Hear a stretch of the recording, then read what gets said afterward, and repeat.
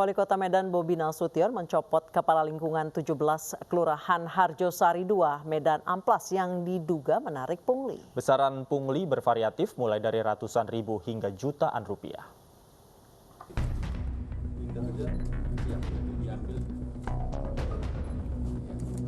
Menindaklanjuti keresahan warga atas praktek pungli, Wali Kota Medan Bobi Nasution langsung menggelar sidak ke kantor Lurah Harjosari 2 Medan.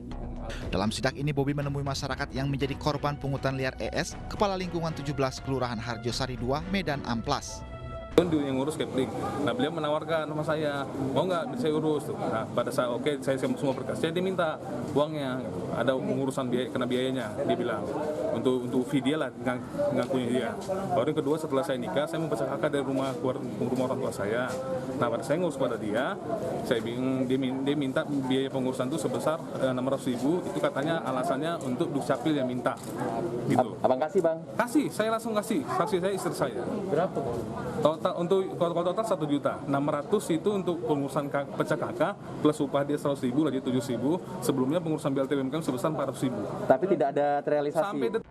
Menanggapi hal ini, Wali Kota Medan langsung mencopot Kepala Lingkungan tersebut dan mengembalikan uang warga yang sudah dipungut. Beberapa masyarakat tadi ngadu, ngurus kakak, ngurus akte kelahiran sampai setahun, bayar pula surat pindah aja. Ada yang sampai 500.000 tadi ya Bu ya, ada sampai 500.000, padahal itu nggak ada biaya pungutan biaya sama sekali. Tadi saya sampaikan juga kayak ngurus akte kelahiran itu kan di bawah 60 hari free, dari 60 hari itu ada denda, itu biar kita menstimulus masyarakat agar mengurus akte kelahiran. Pemerintah Kota Medan akan terus bekerja sama dengan tim Sabar Pungli Polri guna memberikan layanan optimal untuk masyarakat. Lebih lanjut, Bobi Nasution juga mengingatkan semua jajarannya agar bekerja bersih dan terbebas dari aksi pungli. Dari Medan, Sumatera Utara, Ahmad Ridwan Nasution, iNews melaporkan. Pemirsa, sejumlah kepala daerah memberi sanksi teguran hingga memecat camat dan lurah karena diduga melakukan pungutan liar tunjangan hari raya. Di Kediri, Jawa Timur, uang pungli yang terkumpul dikembalikan ke masing-masing desa.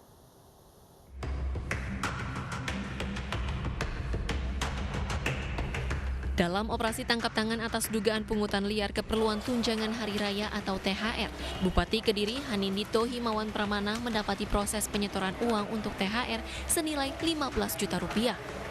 Pungli tunjangan hari raya ini melibatkan seorang camat Purwoasri dan Kasih Pemberdayaan Masyarakat Desa di Kabupaten Kediri, Jawa Timur dengan meminta kepada setiap desa agar menyetorkan uang 1 juta rupiah.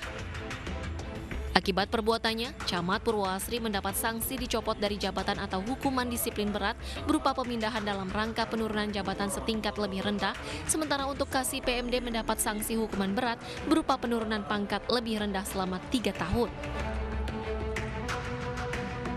Sedangkan di Jombang, Jawa Timur, surat dari Lurah Jombatan beredar di dunia maya yang meminta kepada pengusaha untuk memberikan tunjangan hari raya atau parsel lebaran kepada pegawai kantor Kelurahan Jombatan di Kabupaten Jombang, Jawa Timur.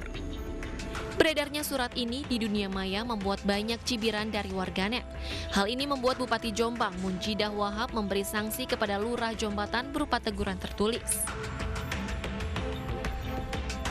Sementara di Surakarta, Jawa Tengah, Wali Kota Gibran Rakabuming Raka memecat Lurah Gajahan yang diduga terlibat dalam pungutan liar dengan modus pemungutan zakat dan sedekah. Pungli dilakukan petugas Linmas dengan membawa surat bertanda tangan Lurah Gajahan. Pungli yang terkumpul mencapai 11,5 juta rupiah rencananya akan dikembalikan Gibran ke pedagang di kawasan Gajahan. Tim Liputan iNews melaporkan. Pemirsa, 2 dusun di Takalar, Sulawesi Selatan mendadak jadi kampung miliarder setelah menerima pembayaran pembebasan lahan pembangunan bendungan. Warga yang menerima pembayaran hingga miliaran rupiah ramai-ramai membeli kendaraan mobil dan motor yang baru.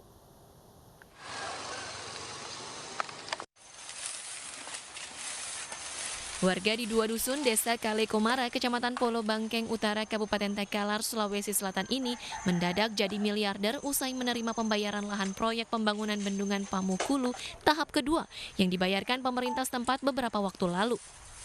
Tak hanya membeli mobil, sebagian besar warga di 2 dusun ini membeli motor baru hingga 3 unit dalam satu keluarga.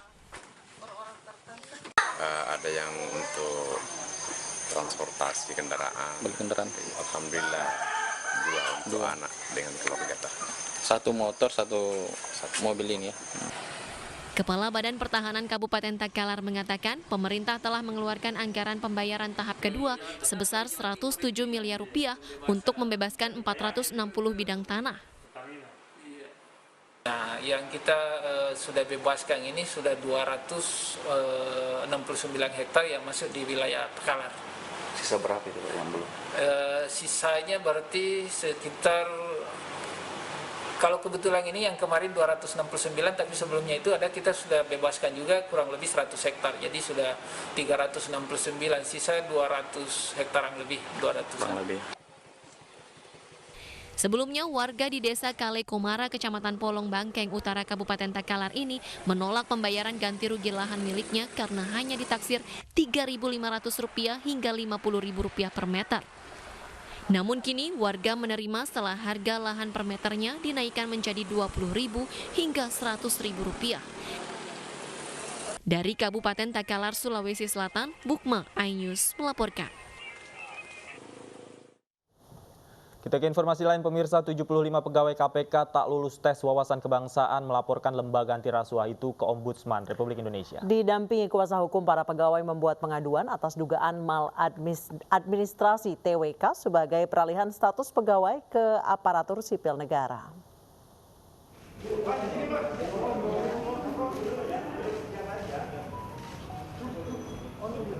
Sebelumnya 75 pegawai KPK juga melaporkan 5 pimpinan lembaga anti rasuah ke Dewan Pengawas KPK.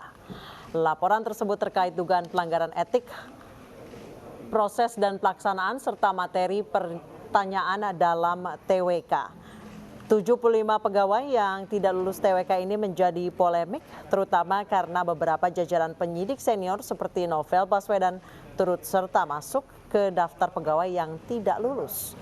Dengan menonaktifkan para pegawai tersebut, banyak kasus yang terpaksa terhenti proses penyidikannya sehingga dapat merugikan negara.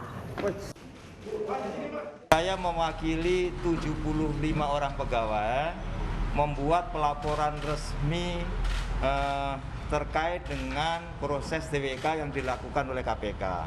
Nah, yang kedua, ini juga publik dirugikan. Karena apa?